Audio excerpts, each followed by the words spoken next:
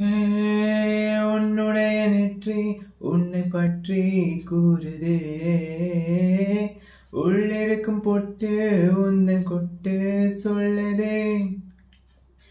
என்னுடைய பார்வை கழுகு பார்வை தெரிஞ்சுக்கோ.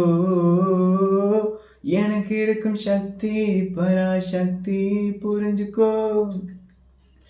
கால் கொலுசு தான் கலக்குது, கையின் வளையல் காது குளிர கானம் பாட.